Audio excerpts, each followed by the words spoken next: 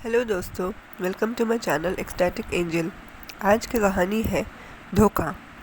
अगर आपको कहानियाँ सुनना पसंद है तो मेरे चैनल को सब्सक्राइब कीजिए और मुझे फॉलो कीजिए। Thank you.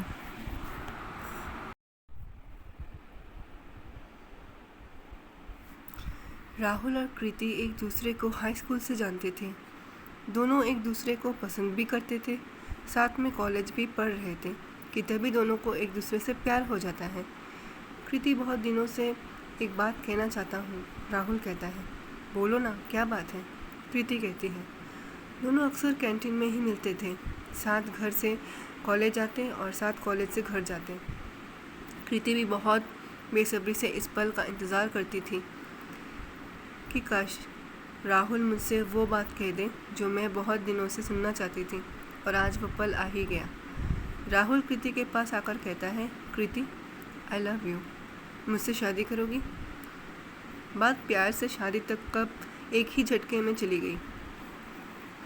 कृति को समझ नहीं आ रहा था कि वो किस बात को एक्सेप्ट करेगी, प्यार को या शादी को। कुछ बिना समझे ही वो हाँ कर देती है। हाँ, मैं तुमसे शादी करूँगी।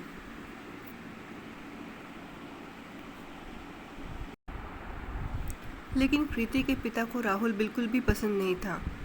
तुम उससे शादी नहीं कर सकती, समझे? मैंने जो कह दिया वही फाइनल है। लेकिन कृति नहीं मानी। हालांकि अपने पिता से वो कोई बहस नहीं की, मगर कॉलेज ख़त्म होते ही वो राहुल से भागकर शादी कर ली। कृति अपने पिता उसके इस करतूत से अत्यधिक लज्जित हुए और मन ही मन टूट से गए। उधर कृति राहुल के साथ अपनी नई ज़िंदगी बसाने लगी। राहुल के रिसेप्शनिस्ट का जॉब करने लगा और कृति आगे की पढ़ाई जारी रखी। कुछ महीने बहुत अच्छा बीता, लेकिन धीरे धीरे एक अजीब सी मुश्किल इन दोनों में पैदा होने लगी। राहुल इन 5 महीनों में और अच्छे जॉब मिलने लगे और वो खुश था, लेकिन उसका बर्ताव कृति के प्रति बदलने लगा था। इस बदलाव का कारण क्या था, यही कृति समझना चाहती थी। एक दिन राहुल और दिनों की तरह रात को लेट आने लगा। उससे पूछने से यही बोलता है कि ऑफिस का काम था इसलिए लेट हो गया, यही सब बोलने लगा। कृति को मामला अब कुछ और ही लगा। वो एक रात छिप कर राहुल के आने का इंतज़ार करने लगी। राहुल जब अपना बाइक पार्क किया तब उसने किसी का फ़ोन लगाया। कृति को उसकी बातें कुछ सुनाई दे रही थी। हाँ डार्लिंग, पहुंच गया, मिस यू स्वीट हार्ट, वो फ़ोन पे किसी को बोल रहा था। कृति उसी क्षण समझ गई, जिसका मुझे डर था वही हुआ, और वो मन ही मन राहुल को रंगे हाथों पकड़ने का ठान लिया था।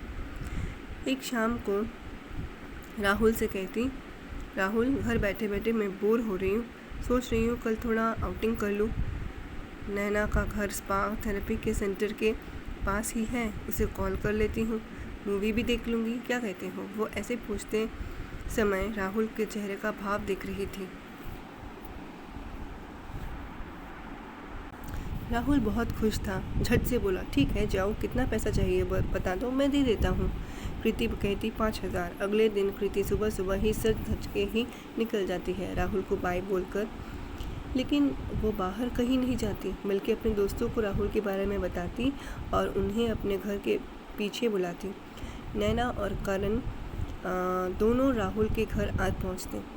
चलो अभी यहाँ वेट करते हैं, आई एम श्योर कोई तो आएगी, जिससे राहुल कुछ दिन पहले फ़ोन पे बात कर रहा था, कृति कहती है। और वही हुआ। कृति के जाने के बाद ठीक 1 घंटे में एक खूबसूरत सी लड़की आती है और दरवाजे पर बेल बजाती है। राहुल दरवाज़ा खुलते ही उसे बाहों में ले लेता है और दोनों अंदर चले जाते हैं। उनके अंदर जाते ही कुछ ही देर में कृति अंदर जाती है और दूसरी चाबी से दरवाज़ा खोलकर, और जो देखती है उससे वो हैरान रह जाती है। राहुल और वो लड़की एक साथ रोमांस कर रहे थे। ये देख कृति आग बबूला हो जाती है। यू चीट, धोखेबाज, आई हेट यू, ये कहकर वहाँ से चली जाती है और दोबारा कभी मुड़कर राहुल के पास नहीं आती। कृति खूब पढ़ाई कर अपने लाइफ में आगे बढ़ जाती है और उसके पिता उसे अपना लेते हैं, और अपनी ज़िंदगी में गलत फैसले लेने की वजह से वो एकदम अलग सी हो गई थी।